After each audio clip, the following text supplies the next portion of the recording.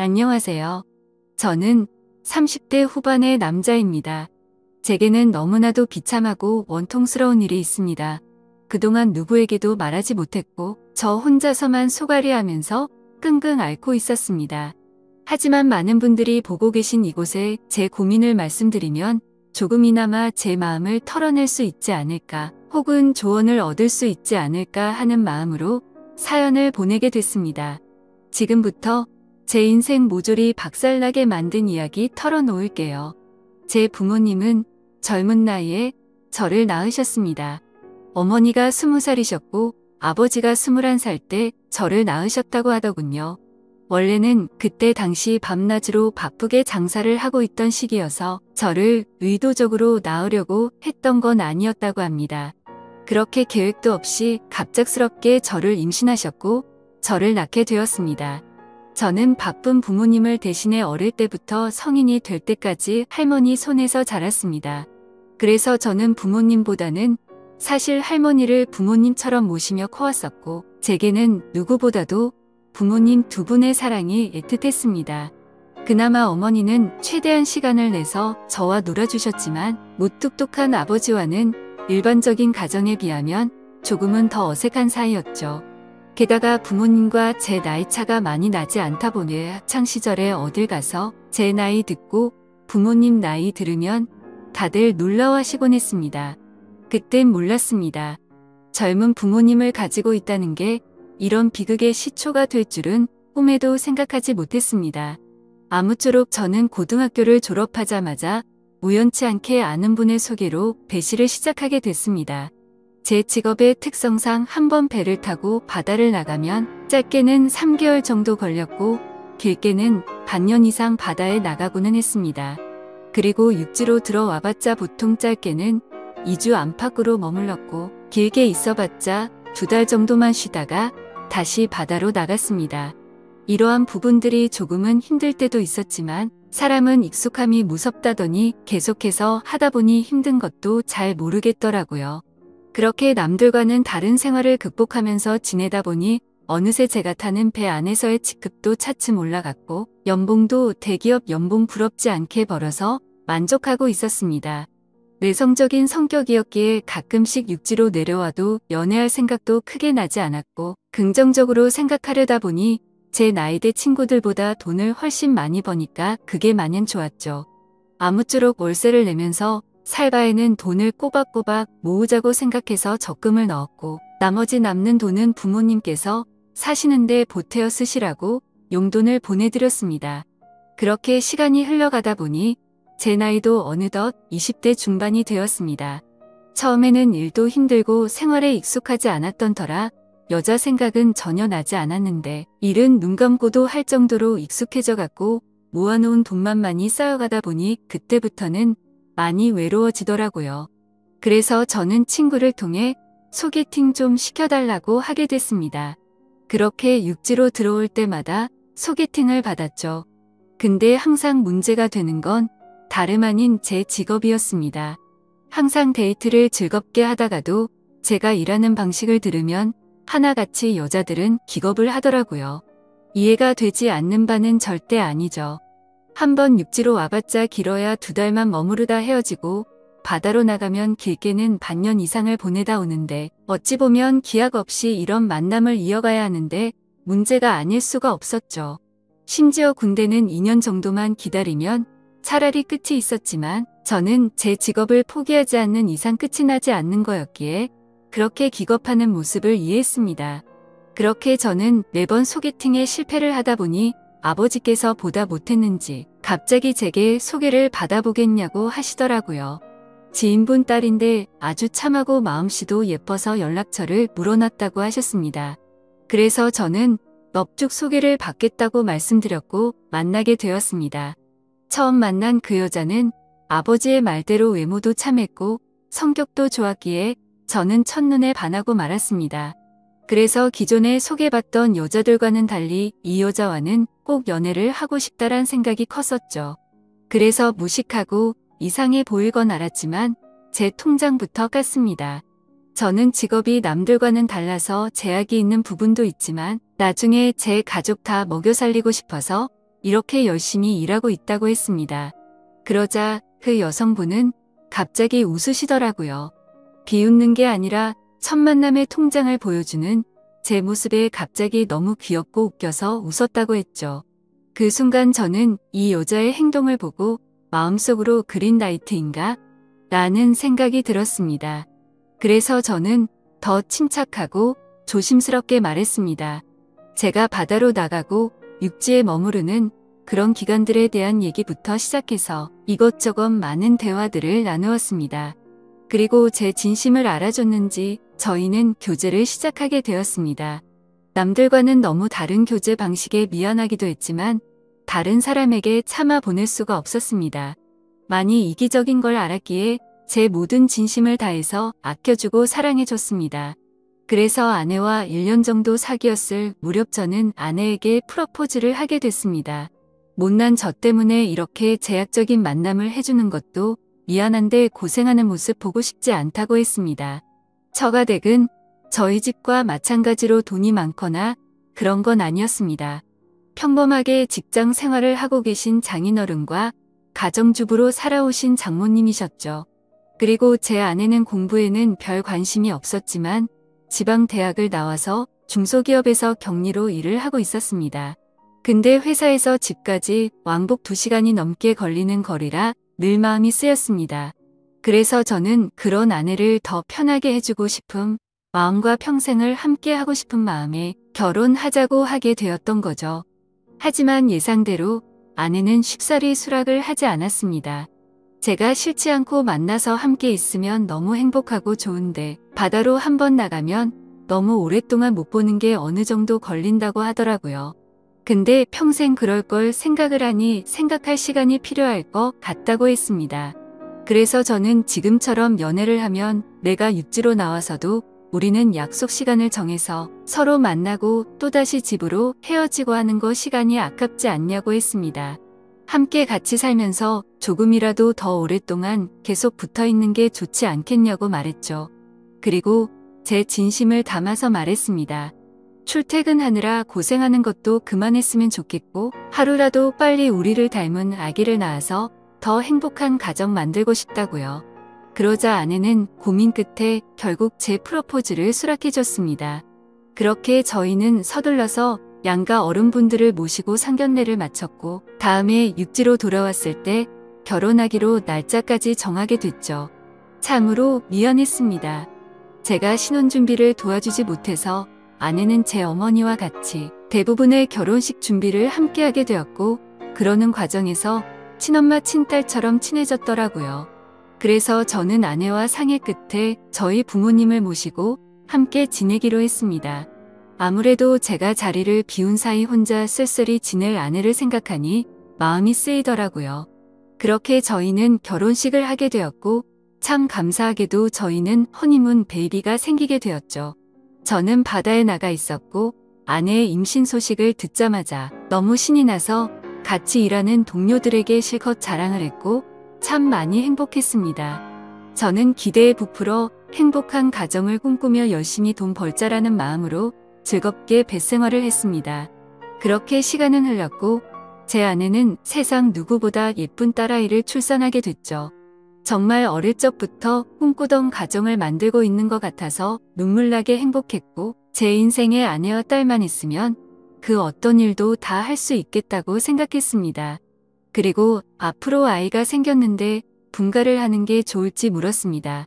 아내는 제 말처럼 혼자 지냈으면 무섭고 외로웠을 것 같다며 부모님과 지내는 게 지금은 생각보다 좋다고 만족해 하더라고요. 저희 부모님도 아내가 참 예쁘고 일도 잘해서 너무 사랑스럽다고 칭찬 일색이셨고 같이 지내면서 손주도 보면 좋을 것 같다고 하셨습니다. 그렇게 저는 모든 것이 다 완벽하다고 느끼고 있었습니다. 하지만 그 완벽한 날들은 오래가지 못했습니다. 정말 슬프게도 제 어머니가 갑작스럽게 교통사고로 돌아가셨습니다. 길을 가다가 급히 무던 횡단을 하시다가 달려오던 차에 치여서 세상을 떠나시게 된 거죠. 그때는 어머니를 잃은 슬픔에 잠겨 다른 생각들은 전혀 할 수가 없었습니다.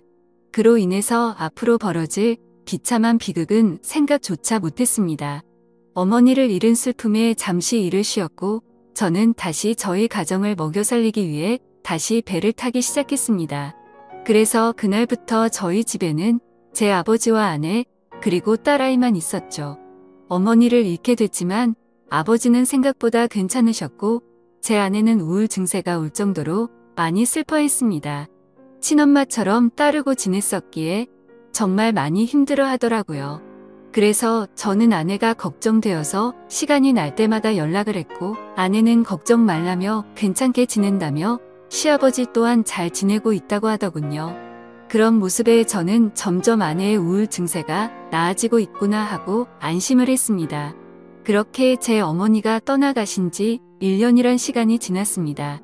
제가 다시 바다로 떠난 지 얼마 안 되어서 아내는 임신을 했다고 연락이 왔습니다.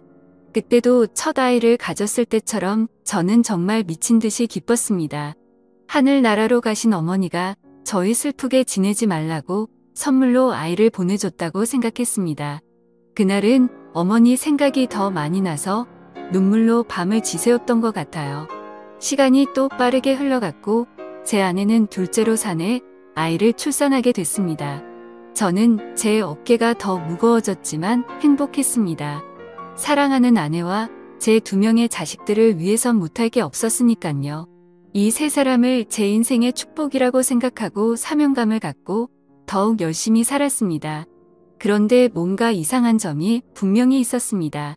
제가 한 번씩 육지에 머무를 때를 생각해보면 아버지는 둘째 아들을 유독 좋아하셨습니다. 첫째 손녀를 낳았을 때는 보여주신 적 없던 모습들을 종종 보여주셔서 뭔가 이상했죠. 손녀 때는 그냥 좀 시큰둥하시던 분이 둘째는 너무 사랑스럽게 대하시기에 저는 단순히 딸이 아니라 사내 아이라서 저렇게 좋아하시는 건가라고 생각했었습니다. 그러던 어느 날 제 인생에서 가장 비참하고 충격적인 순간의 날이었습니다. 날씨가 좋지 않은 바람에 저희는 예전보다 일찍 하선을 하게 되었습니다. 그래서 깜짝 놀래켜주고 싶은 마음에 미리 연락 없이 즐거운 마음으로 집으로 향했죠. 그때 시간은 한창 아이들이 유치원에 가 있을 시간이었습니다. 저는 저를 보고 반가워할 아내를 상상하며 현관문 비밀번호를 누르고 들어갔습니다. 그런데 뭔가 느낌이 쎄하더군요. 문을 열자마자 아내가 반가워하면서 뛰쳐나올 거라 생각했는데 아무 말도 없이 안방에서 조용한 인기척만 들리더군요. 설마 아내가 딴 남자와 불륜 짓을 하는 건가라는 생각에 극도로 심장이 쿵쾅거렸습니다. 불길한 예감을 안고 그대로 신발도 벗지 않고 달려 들어가서 안방 문을 벌컥 열었습니다. 아니다 다를까. 불길한 제 예감은 적중했고 제 예상대로 아내는 바람을 피우고 있었습니다. 근데 더 충격적인 건 진짜 상상조차 못한 현장을 목격했기 때문이죠. 저는 아내가 바람을 피워서 다른 남자를 집안에 끌어들였구나 생각만 했지 제 아내와 함께 있었던 상대가 제 아버지일 거라고는 감히 상상조차 하지 못했습니다. 안방문을 여니 아버지와 아내는 다급하게 옷을 입고 있었고 저와 눈이 마주쳤는데 저는 정말 어떤 심정이 들었을까요? 너무 충격을 받은 저는 그 자리에서 주저앉았습니다. 생전 처음 알았습니다. 사람이 얼마나 충격을 받으면 주저앉는지를 말이죠. 멍하니 넋 없이 아무 말도 못하고 있었습니다. 조금 뒤에 아버지라는 가면을 쓴 그 인간은 아무 말도 안 하고 도망치듯이 집 밖으로 나가버리더군요. 그리고 제 아내는 옆으로 다가와서 미안하다며 한 번만 용서해달라고 빌고 있는데 그때 기분은 너무 불쾌해서 목소리조차 듣기가 싫더라고요. 제 옆에서 울면서 아내는 제게 말했습니다. 시어머니가 돌아가시고 너무 우울해서 매일같이 너무 슬펐다고. 근데 제가 옆에 없으니까 병원까지 다닐 정도로 심해졌답니다. 그렇게 외로움이 극에 달했을 때 아내는 시아버지와 매일같이 술을 마시게 됐고 어느덧 술 기운에 자신도 모르게 실수를 하게 되었고 그 이후로는 누가 먼저라고 할 것도 없이 자연스럽게 이런 관계가 됐다고 했습니다. 당연히 이런 말도 안 되는 상황이 잘못된 건 알고 있었고 잘못된 상황을 바로 고쳐보려고 노력을 해봤었답니다. 하지만 아무리 노력해봐도 이미 엎질러진 물은 수습이 되지 않았다네요. 그래서 아내에게 언제부터 이런 짓거리를 했냐고 물었습니다. 시어머니 돌아가시고 6개월 정도 지나서부터였다고 하더군요. 정말 피가 거꾸로 솟는 듯한 기분이 들었고 그 말을 듣자마자 순간적으로 불안한 생각이 스쳐 지나갔습니다. 왜냐하면 아버지가 둘째 아들만을 유독 특별하게 아끼던 모습들이 떠올랐기 때문이죠. 저는 앞뒤 가릴 거 없이 직설적으로 물었습니다. 둘째 아들이 내 아이 맞냐고 하니까 아내는 아무 말도 없이 고개를 숙이고 있더라고요. 제가 빨리 대답하라고 소리 지르니까 아내는 미안하다며 울기만 하더라고요. 니네가 짐승이지 진정 사람이냐며 있는 힘껏 소리를 질렀습니다. 현관문이 열려 있어서 동네 사람들이 수군대면서 쳐다보고 지나가는데 그딴 건 전혀 눈에 들어오지도 않더군요. 저는 그 자리에 더 있다가는 정말 크게 사고를 칠 것 같아서 일단 집 밖으로 뛰쳐나갔습니다. 어떻게 이런 일이 실제로 일어날 수가 있나 생각했고 그 충격은 절대로 쉽게 헤어나올 수가 없더군요. 그래서 며칠 동안 정신을 잃어서 쓰러질 때까지 술을 마시고 모든 연락을 끊고 있었습니다. 그 힘든 와중에도 어떻게 해야 하나 현실적인 생각들을 하게 되더라고요. 이혼을 한다고 하더라도 제가 현실적으로 아이를 혼자 키울 수도 없는 상태였고 그렇다고 배운 게 이것밖인데 지금 하고 있는 직장을 그만둘 수도 없지 않나 생각했습니다. 게다가 제 아내가 몰래 만나던 남자가 무려 제 친아버지입니다. 사실 지금도 아버지라고 적지만 그런 관계라는 게 역겨울 뿐입니다. 아무튼 아버지라는 그 인간은 그날 집 밖으로 나가고 줄행랑을 쳤는지 지금 이 글을 쓰는 순간까지 그날 이후로는 단 한 번도 보지 못했죠. 결국에 며칠 동안 정신없는 시간을 보내다가 역겨운 마음에 차마 돌아가기 싫었지만 현실적인 문제들을 안고 집으로 들어갔습니다. 저를 보자마자 아내는 순식간에 달려와서 제게 무릎을 꿇고 빌었습니다. 제발 한 번만 용서해달라며 시아버지와 그러한 사실들이 동네방네 밝혀지면 자신은 도저히 살아갈 자신이 없다고 하더군요. 두 번 다시 이런 일 없을 테니까 용서해달라고 빌었고 현실적으로 제가 어떻게 할 방법이 없으니 일단 당장은 그냥 대충 알겠다고 말했습니다. 사실 그날 이후로 말도 잘 섞지 않았습니다. 말만 용서를 한다고 한 거지 어떻게 용서가 될까요? 아무튼 이제는 제 아들인지 알았던 그 아이는 아들인지 형제인지 알 수가 없는 말도 안 되는 계족부가 되었습니다. 하지만 아무리 괜찮은 척 해가면서 억지로 테이프질을 한다고 이게 메워질까요? 그날 이후 저는 심각할 정도로 의처증이 걸린 것 같았습니다. 하루라도 아내와 연락이 안 되면 극도로 불안해지고 초조해져서 미쳐버릴 것 같더라고요. 그때부터는 제 생활은 엉망진창이 되었고 일상이 파괴되다시피 했습니다. 배를 타고 나가서도 일도 손에 안 잡히고 그때 역겨운 상상들이 떠오르고 도저히 버틸 수가 없겠더라고요. 결국 끝내 저는 정신과까지 다니면서 약을 먹고 치료를 받았죠. 병명은 공황장애와 폐쇄공포증까지 겹쳐서 생겼다고 하더라고요. 그래서 저는 그날 이후 제가 애착심을 갖고 일하던 배실을 그만둘 수밖에 없었습니다. 그렇게 결국 배실을 그만두고 먹고는 살아야 했기에 관련 업종의 직업에 취직했고 예전과는 비교도 안 되는 부족한 월급을 받으면서 집으로 들어가 살게 되었습니다. 하지만 지금 생각해보면 제 스스로도 이상하다고 느낄 만큼이나 정신적인 압박감이 심했던 것 같습니다. 아내와는 하루가 멀다 하고 매일 같이 싸우기 바빴습니다. 그리고 제정신을 유지하는 게 싫어서 퇴근하면 항상 술을 취할 때까지 마셔댔죠. 그런 관계를 지속해오다 보니 결국 아내도 참고 참다가 결국 이혼을 하게 되었습니다. 아이들은 아내가 데리고 살기로 했고 저는 너무 괘씸한 아내에게 양육비는 1년치만 주겠다고 했더니 아내는 아무 말도 하지를 못하더군요. 그렇게 저희는 이혼을 하게 되었고 벌써 2년이라는 시간이 지났습니다. 한때는 아버지였던 그 인간은 혹시나 아내한테 찾아가는 거 아닌가 싶어 몰래 아내를 뒤따라 다녀보기도 했지만 그런 건 아닌 것 같았습니다.